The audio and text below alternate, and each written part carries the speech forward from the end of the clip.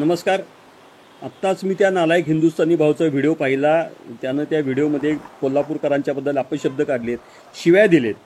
मला या व्हिडिओच्या माध्यमातून एक सांगायचं आहे की हा नालायक हिंदुस्थानी भाऊ जे कोल्हापूरकरांच्याबद्दल बोलला त्याला बहुतेक कोल्हापूरची खासियत माहिती नसेल.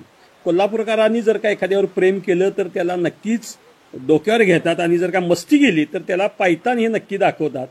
त्यामुळं कोल्हापुरात जो सध्या माधुरी हत्तीचा विषय चाललेला आहे तो राजकारणाचा विषय नाही, तो कोल्हापूरकरांच्या अस्मितेचा विषय आहे. कोल्हापूरकरांनी किंवा त्या नांदणी गावानं या हत्तीवर प्रेम केलेलं आहे आणि हे प्रेम आम्ही सोशल मीडियातून दाखवून दिलं. काही लोक रस्त्यावर उतरले, काही लोकांनी सोशल मीडियाच्या द्वारे त्याचा निषेध नोंदवला. पण सर्वांचीच इच्छा आहे की तो हत्ती कोल्हापूरमध्ये परत यावा.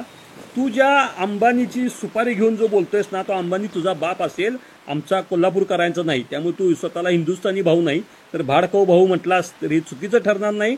आणि जर का शिव्याच्या बाबतीत बोललास तर आम्ही तुझ्यापेक्षा जास्त शिव्या देऊ शकतो. आम्ही इथनं जर शिव्या द्यायला लागलो तर तुझ्या घरातल्यांना तिथं उचक्या लागतील, एवढं लक्षात ठेव. पण आमच्यावर ते संस्कार नाहीत.